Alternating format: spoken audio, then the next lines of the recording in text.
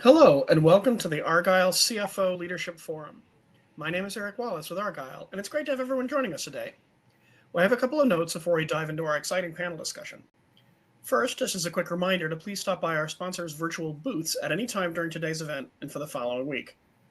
Our partner is committed to providing you with valuable content and a great overall experience.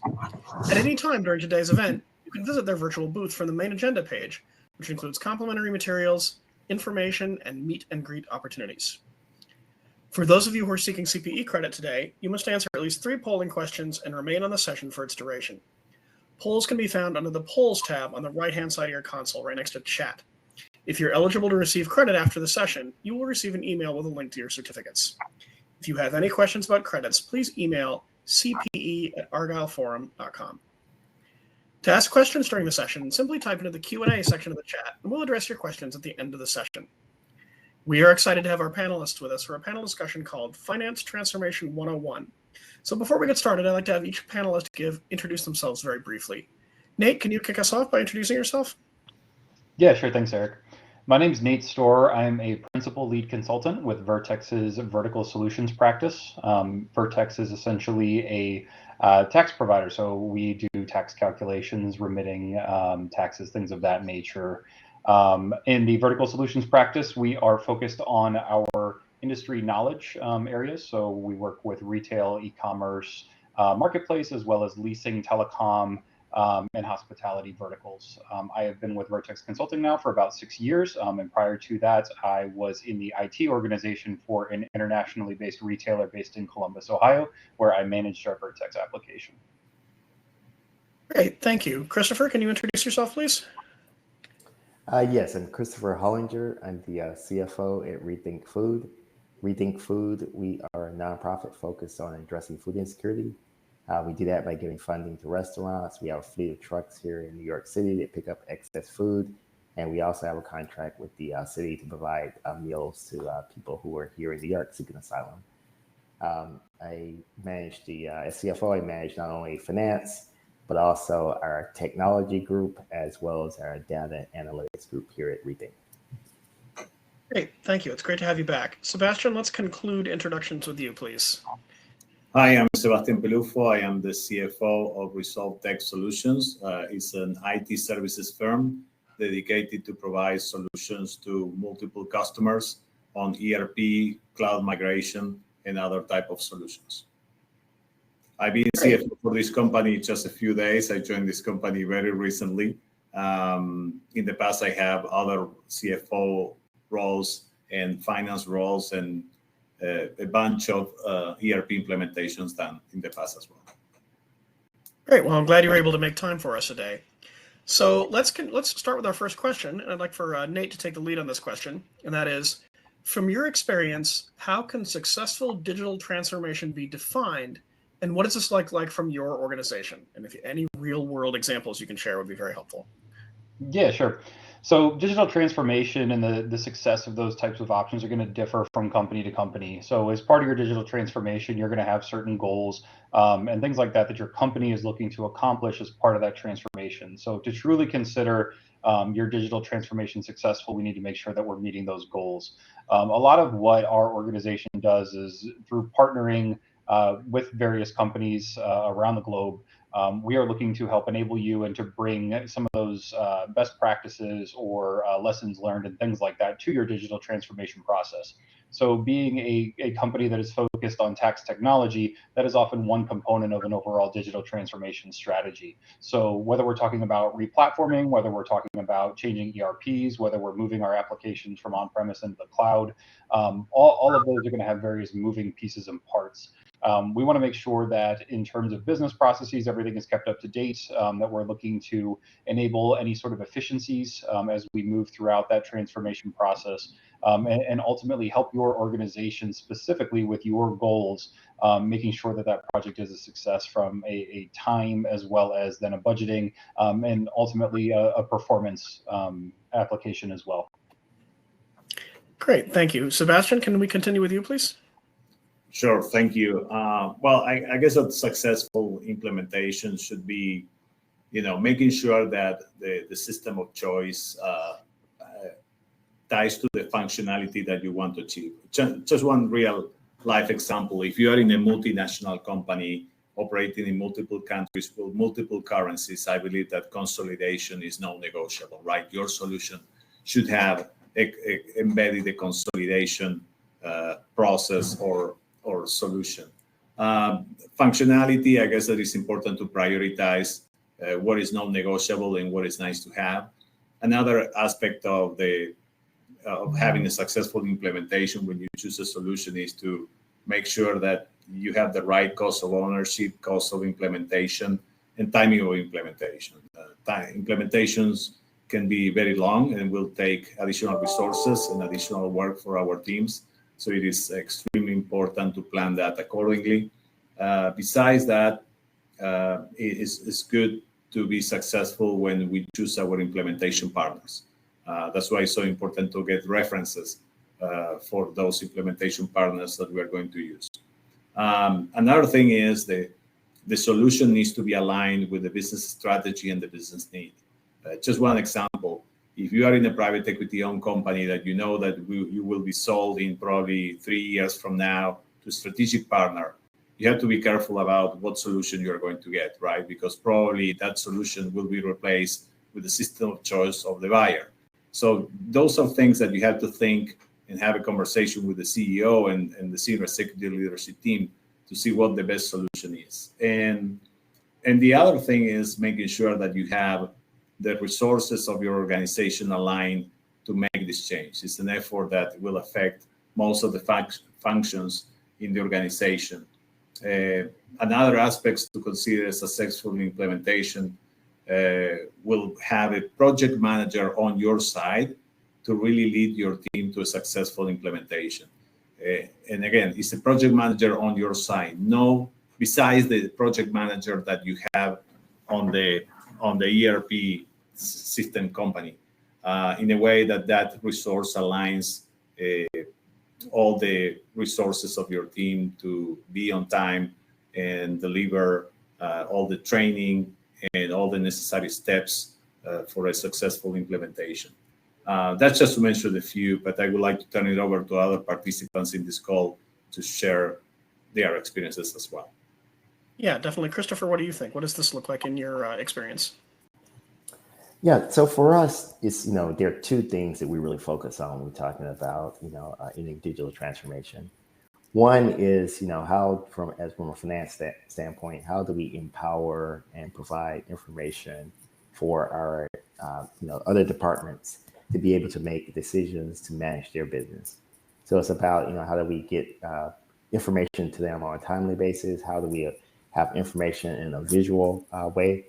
So we're really focused on building dashboards and other things that the different department heads can really see visually kind of their financial information, kind of what's happening so that they can make better decisions. The other big part that we're really focused on from a strategic standpoint is trying to diversify our revenues. Historically, as a nonprofit, we have relied a lot on donations, but we're really trying to build out more recurring revenue streams. One of those is, I mentioned we have a fleet of trucks, pick up excess food. We take that food to our commissary kitchen. So we really want to be able to, using technology tools to really capture the amount of food that we pick up, then being able to convert that through certain calculations to be able to build custom dashboards for our customers. They'll pay us a nominal fee, and we can give them information on how many pounds of food they divert from landfills. That, of course, translates to CO2 savings, water savings, as well as meals they're making. So a big part of that is how do we, like I said, use technology to really empower our department heads to make better decisions, but then also to be able to provide meaningful information to our customers such that they'll be willing to pay us a monthly fee. Thank you. So what new tools, technologies, and solutions are top of mind for improving existing finance processes? Christopher, can you please get us started with that question?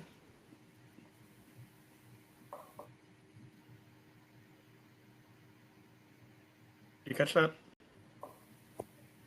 You want me to get started with that? I apologize. Yes, please. Yeah, the question was, what new tools, technologies, or solutions are top of mind for improving existing finance processes? Sure. So for us, there are several things that we're really looking at. How do we get more automation in our daily processes? One of the big things, for me, my team, I really would like for them to spend more time actually helping to interpret information results to our different department heads, as opposed to inputting information or other manual tasks. So a lot of what we're really focused on now from a technology standpoint and tool standpoint is, things that will help us to automate functions, whether that's AR, AP, the month-end close. So just how do we really automate more so that, like I said, my team can be focused more on value added, where they can be really adding perspectives and insights to different department heads and different business leaders within the organization to help them to make better decisions to manage their business. Great, thank you. Nate, can you please continue on this? What are the key tools, technologies, and solutions that you have for improving finance processes?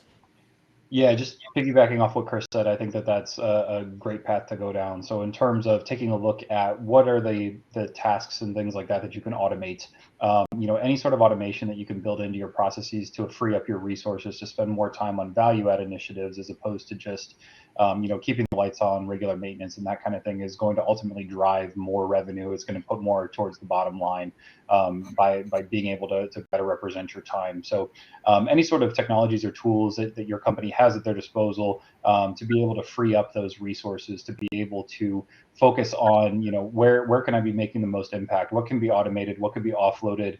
Are there areas where perhaps we could be taking a look at, machine learning or AI, kind of injecting those into our business processes, using some of those models to be able to, teach your application, how to respond in certain scenarios, even something as simple as, notifications or alerting whenever certain tasks or operations occur, flagging various processes, and noting whenever things fall outside of the standard deviation.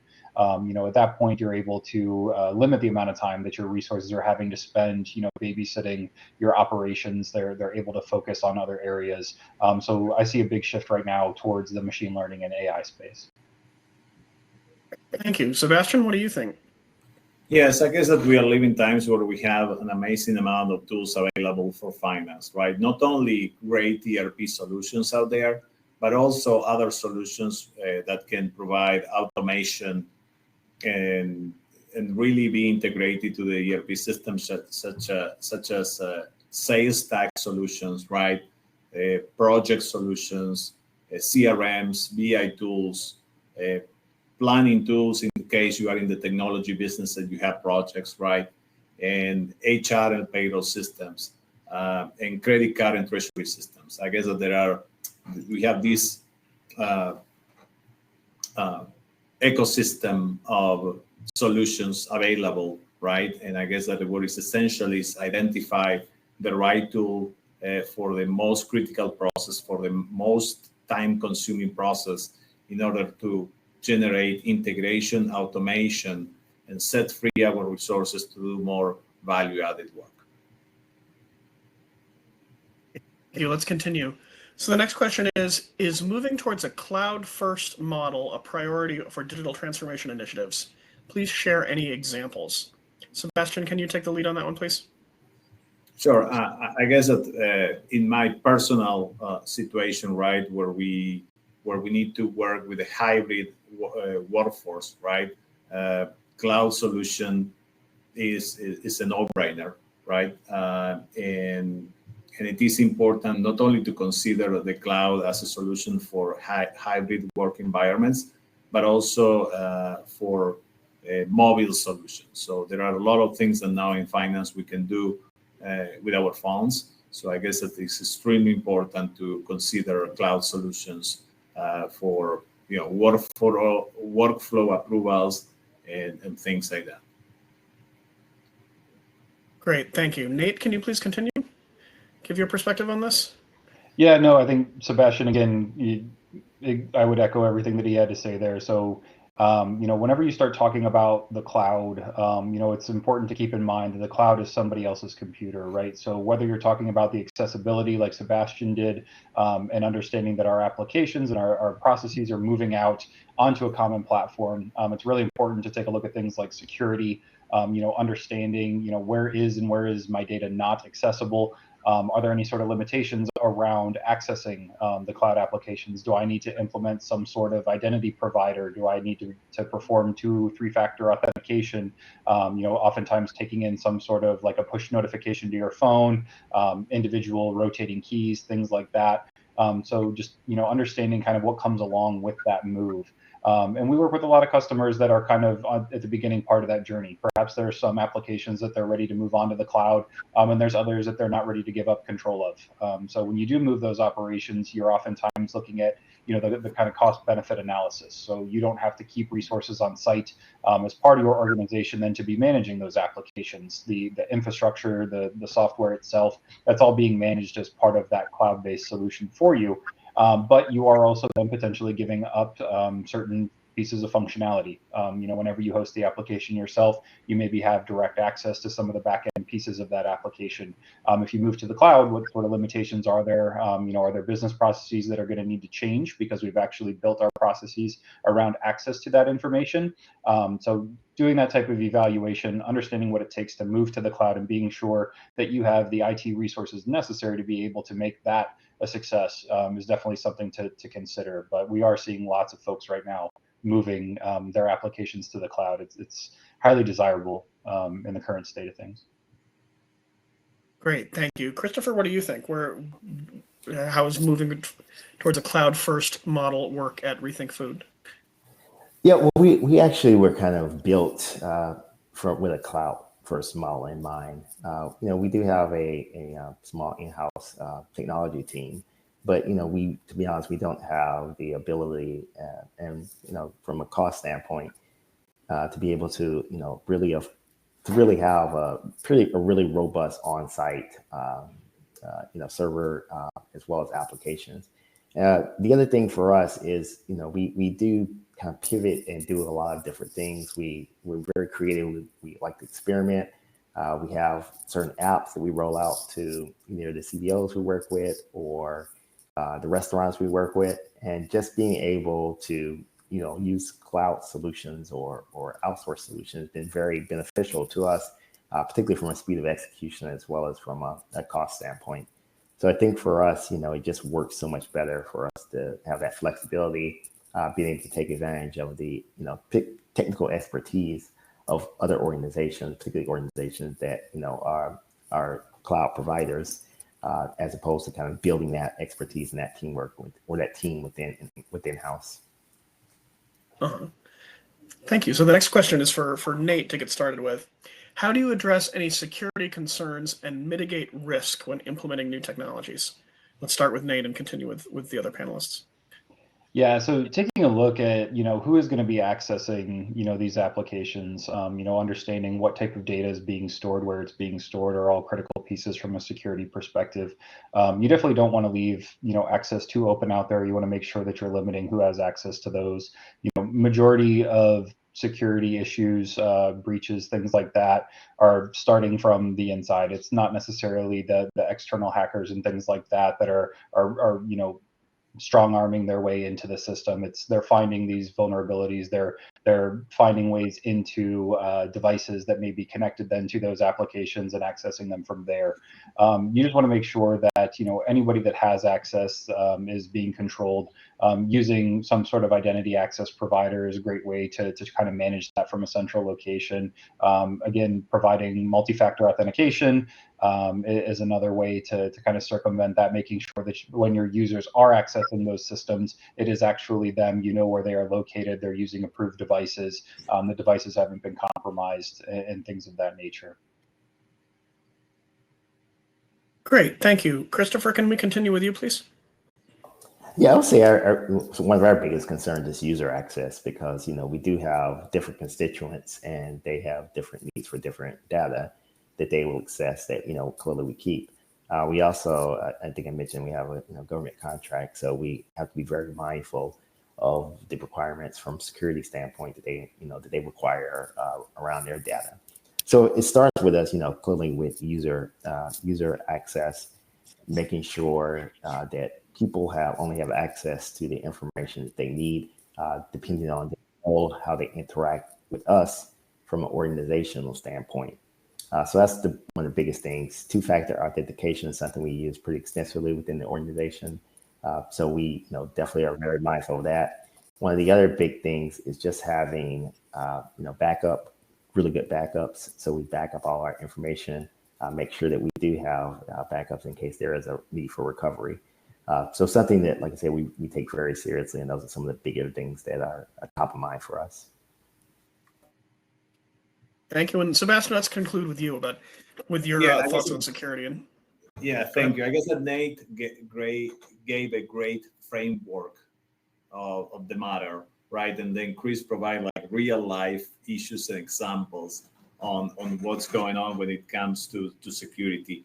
I guess that my advice, besides agreeing fully with everything they said, is more tactical. My advice is get your IT guy up front. So you have to engage your chief technology officer and your chief security officer at the very beginning of this process, because these are the people that will help you to facilitate all the security around the solutions that you want to implement. And obviously, yes, bare minimum two-factor authentication. I guess that's a key element on making sure that the right people has the access to the solution. And to jump back real quick too to something that Sebastian had said in one of the earlier questions, this concept of whether it's a cloud-based application or whether you're hosting it in your own private data center, right? With the move towards remote work and hybrid workforces, right? You want to make sure that your applications are successful. You do need to be able to empower your employees to do their day jobs. Your applications have to be accessible. They have to be available. And then knowing who is being the one accessing those resources is that critical component, because while you want it to be easy to access, you only want it to be easy to access for those that are allowed to. And that doesn't necessarily just limit it to folks outside your organization. I heard Chris mentioning dashboards and various other analytical tools that his company uses. Sometimes there could be data in there that is not meant for everyone in the organization. When you're within the finance group, you're often privy to various financial metrics that are not publicly accessible until after you have maybe a public earnings call if you're a public company, or they've been reported elsewhere for some of the privately held companies. So, making your applications accessible, understanding who has access to them is critical, making sure it's easy to access, but still in a secure way, kind of finding that happy place right in the middle is really where you need to be at so that you can continue to do your jobs and not overburden your employees with just trying to access the information they need to perform their functions. Great, thank you. Let's continue with a topical question. What role does AI play in digital transformation for finance? Christopher, can you take the lead on that one, please? Sure, happy to do that. Yeah, for me, I think that AI is going to play a very, very big role, particularly as I was talking earlier about, how do we automate tasks and functions and allow people to work on what I consider more higher margin items. I really think that, how you think of AI, AI has really kind of been with us for a while in certain aspects. If you think of,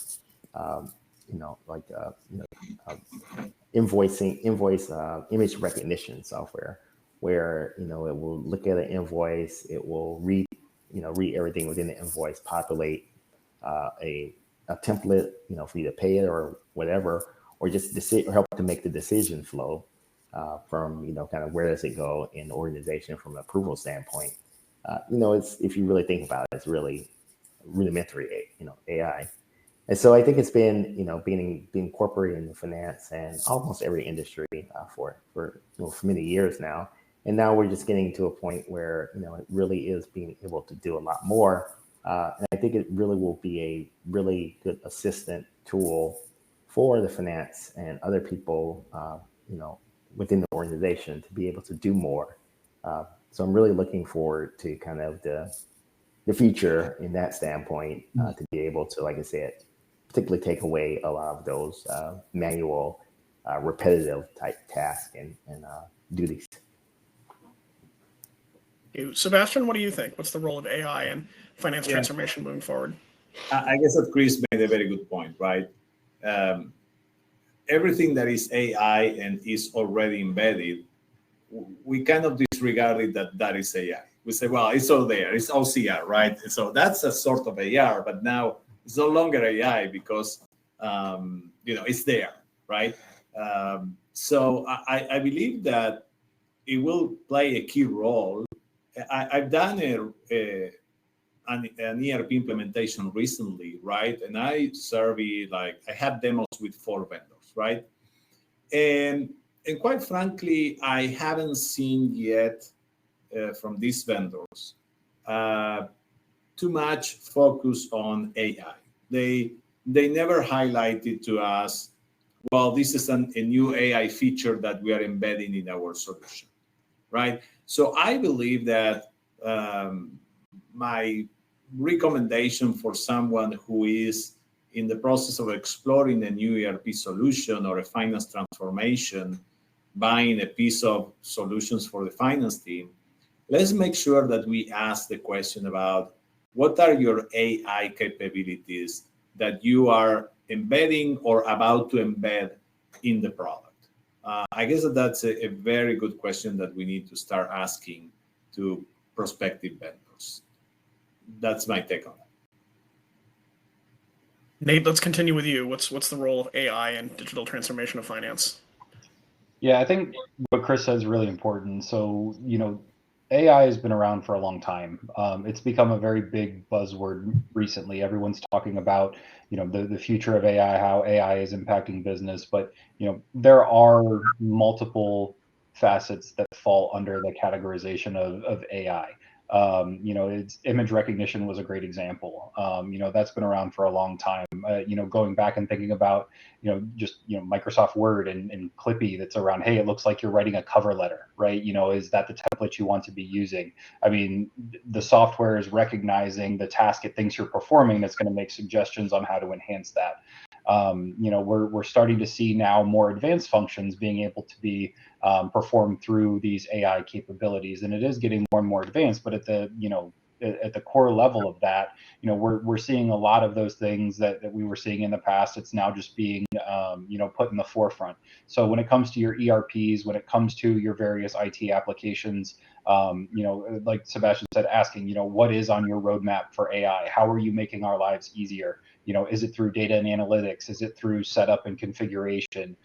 We're seeing lots of co-pilots coming out with applications, right? That's a type of artificial intelligence that's going to help you set up the application to meet your needs, speed up time to implementation, or speed up, the completion of some of those maintenance tasks. Those are great ways that companies are able to kind of get their foot in the door with that artificial intelligence and say, we know what you're trying to do. There's certain ways to configure it. Let us, get your speed to market where it could be, and free you up to perform other value add initiatives. So again, process automation is ultimately huge, and freeing up those resources, and AI is one of the ways to do that. Great, thank you. Let's continue with, how are other operations such as tax and compliance directly impacted by these new finance transformation goals? Sebastian, can you kick the answer to this question off, please? Yes. Obviously, depending on what solution you want to implement, no doubt the other functions will be affected, right? Because it will affect workflows or ways to do things. One of the examples that I can give you from real life is that when we decided to implement an ERP solution, we also implemented the project module to replace an in-house solution.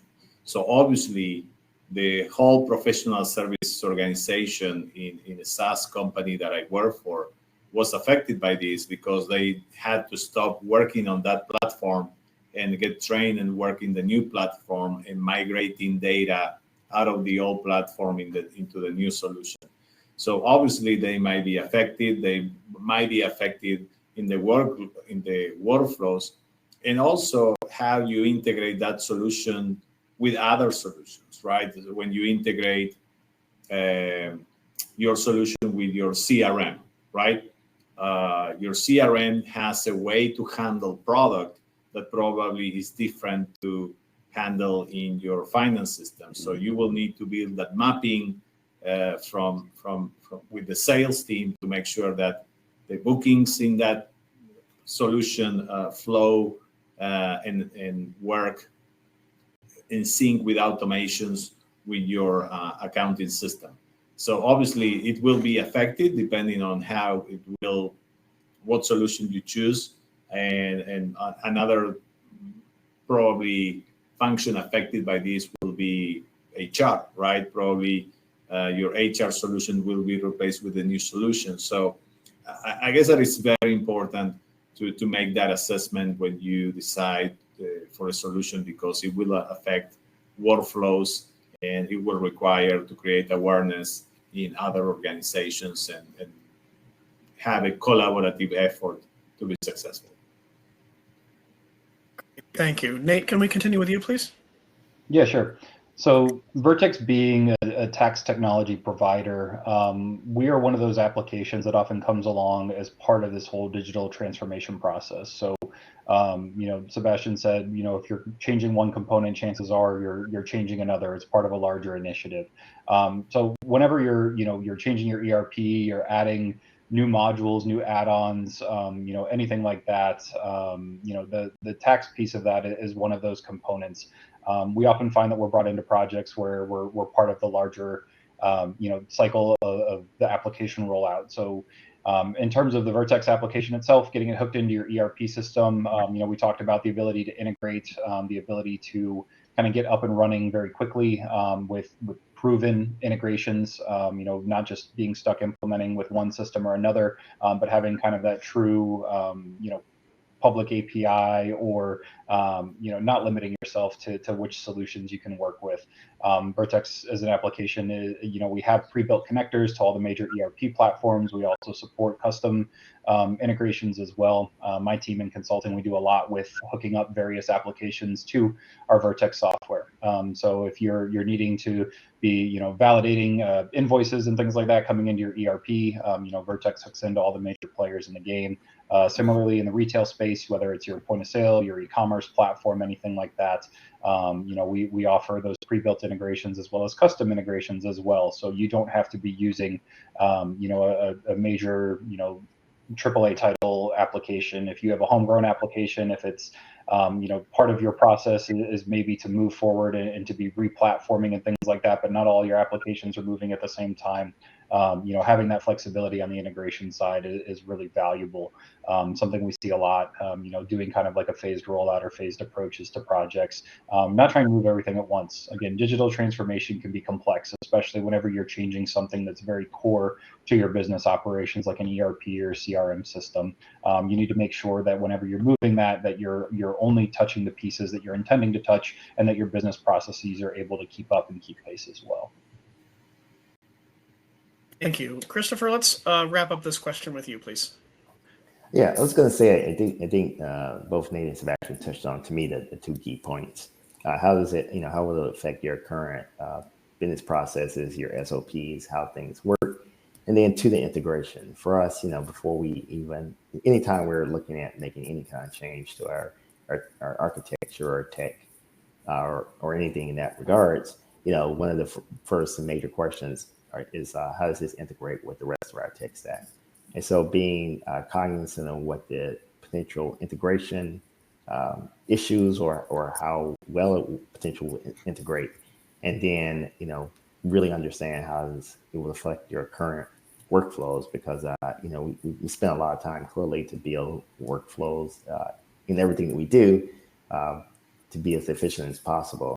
And so when you're making any changes, you definitely want to take that into consideration. Great, thank you. So before we get to Q&A with the audience, let's have everyone share their final thoughts. Nate, let's start with you. Please share your final thoughts on this. Yeah, so I think the big thing for me is that as far as digital transformation goes, it's not going to be a one-size-fits-all approach. As the team kind of talked about today here on the call, making sure that you've got experts, people that have maybe done this before through your third-party vendors, business sponsors and things internally that are aware of the objectives and the goals really of the digital transformation process to ensure that they align to your KPIs. That project success is ultimately determined internally based on your company's goals and initiatives. So working with a vendor that's able to assist in that, as well as have the in-house expertise and the buy-in, the strategic vision to really move your organization in that path is really going to ultimately make the whole thing then a success. Great, thank you. Sebastian, final thoughts? Yes, I guess that we went through a lot of technical aspects of this, right? So I'm going to add a thought that comes from the soft side, right? Any kind of financial transformation it translates into additional work for our teams, no matter what, right? I mean, with our daily work, and on top of that, we need to do this, and at minimum takes 20% more hours every week to make things happen when it comes to financial transformation. So that is when, we as leaders, CFOs or head of finance, we need to really engage and motivate our people to make this happen.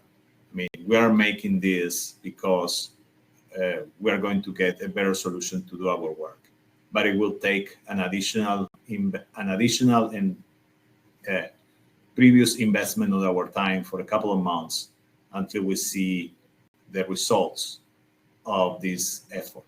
So it's when it becomes important for us to become leaders and motivate our people to accomplish this objective. And also being good leaders and engaging with other functions, with other teams to have their buy-in as well. Because this is not only finance, it will impact other people in the organization, and everyone needs to be aligned. Great, thank you. Christopher, what are your final thoughts? Yeah, my final thoughts is just, whenever you're looking to do any kind of finance transformation, or particularly incorporating technology, is really understand what the problem is you're trying to solve for. I think that, all too often, we look for solutions or try to implement solutions without really truly understanding what the problem is really trying to solve. And I'll be honest, I think every organization has been guilty of this at some point, and you'll start putting something in place, and the solution really doesn't solve the problem you're really trying to do, and you end up wasting money or time. So I think really start with just really making sure you understand the problem that you're trying to solve first. Thank you, panelists, for sharing your insights during this panel discussion. Just as a reminder for people in the audience, you can still enter your questions into the Q&A section of the interface, which is on the right-hand side of the screen. So now we're going to change the channel a little bit and take some of our questions from the audience. The first of which is, how many KPIs are too many? Are there rules of thumb? Does anyone want to take the first crack at that one? Do you mind? I guess that's, I've been working for private equity companies for more than 8 years, right? And obviously, private equities generally are very metric driven, right? And generally, you have to discuss. You need to have a discussion with your investors, right? And your senior executive leadership team to understand what metrics they need or what their objectives. First of all, start with the objectives and measure what matters. There is a book that I read about it. It's called Measure What Matters. I highly recommend that book. And basically, you need to understand in each function, right, sales, marketing, and so on, what they want to accomplish and how they measure it, right? And based on what they want to measure, you can find a KPI that can help you to do that measurement, okay?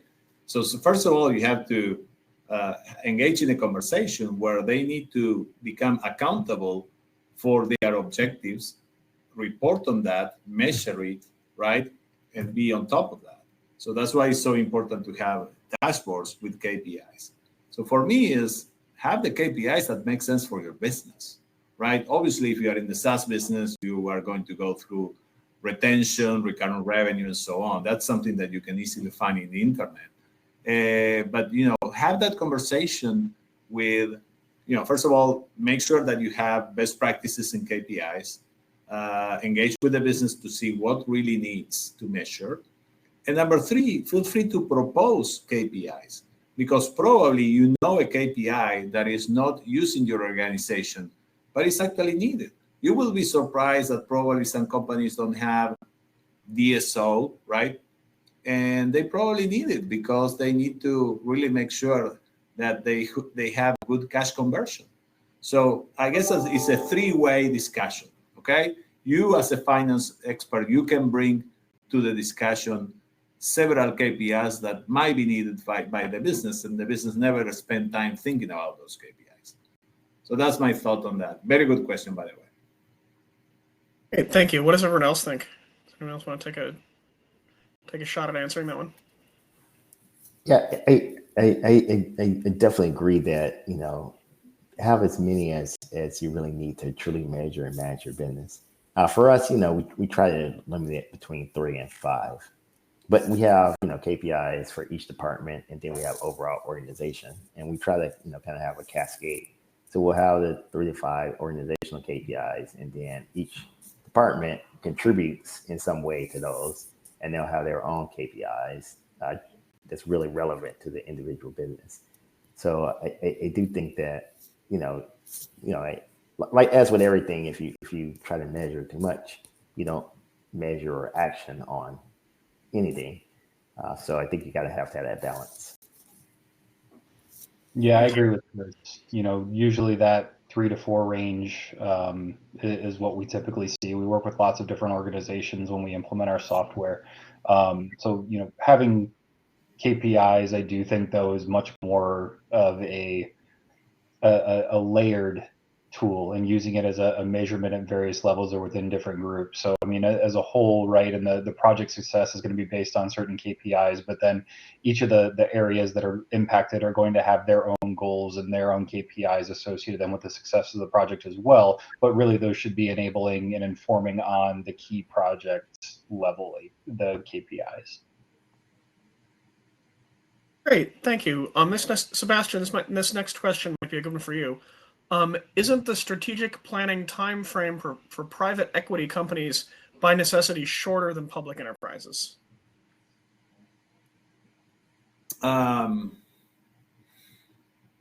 Yes, I mean, being part of a private equity-owned companies will require a good discussion with the investors on the timing and the solution of choice sometimes. I have the privilege to work with very good private equities, and they never push for a specific solution, but they were always pushing for giving us good advice. So generally speaking, the private equity has a team, right, that is supporting all the companies, all the investment companies, right?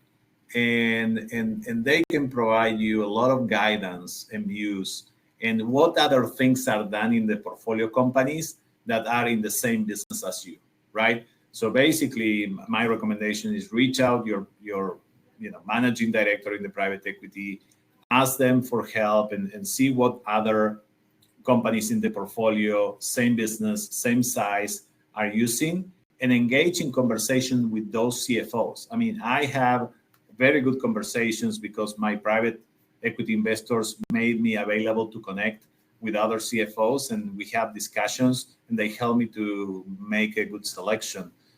And then the other portion is the playbook and the timeline of ownership of the private equity and what the next buyer will be. That's why if you are in the process to be acquired by a strategic partner, right, the strategic partner will be different from another private equity, right? So probably you need to think about, well, if I know that I am in this journey for 4 years, but then I will be acquired by a strategic partner, and that strategic partner will force me to change again my ERP, I will need to reassess whether I can keep the current solution and adding some solution to extend the useful life of the current solution, or I need to migrate no matter what because it's not sustainable to keep the current system.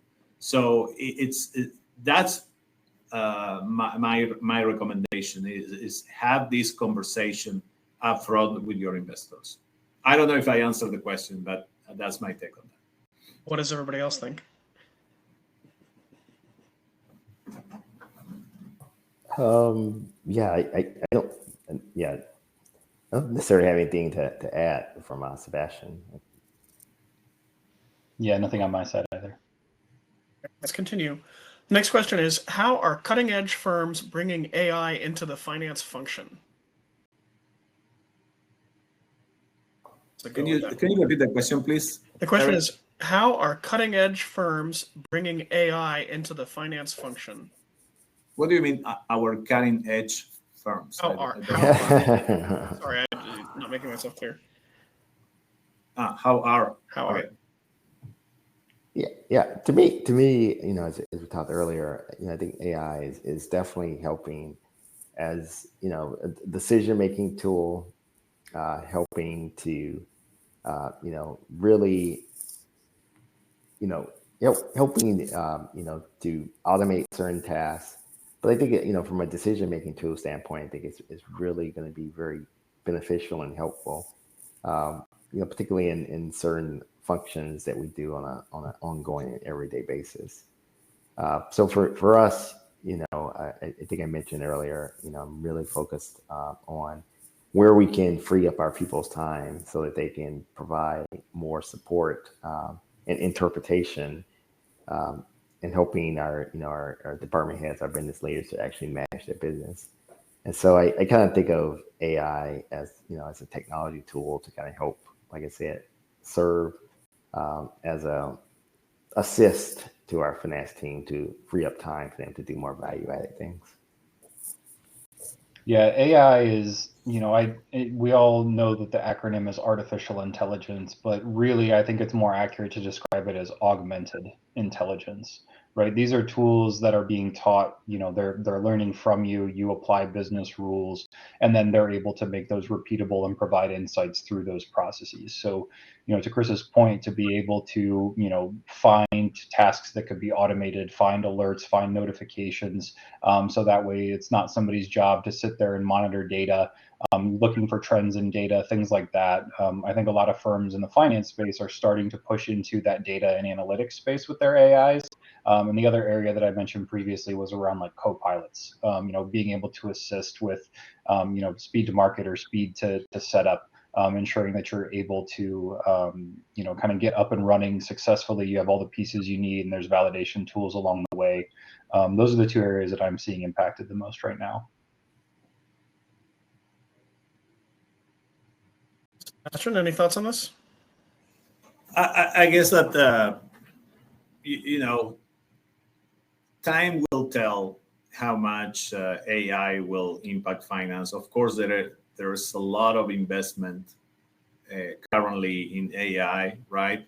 I would like to wait and see how these solutions oriented to finance will help us. It will definitely will. It will, no doubt. The thing is, the question is the timing and when, right? I guess that we will see something. I see something now in an early stage, but it will grow exponentially. So I am just getting ready for that growth. Great, thank you. Let's take one last question, and that is work from home the biggest transformation for finance since the start of the pandemic?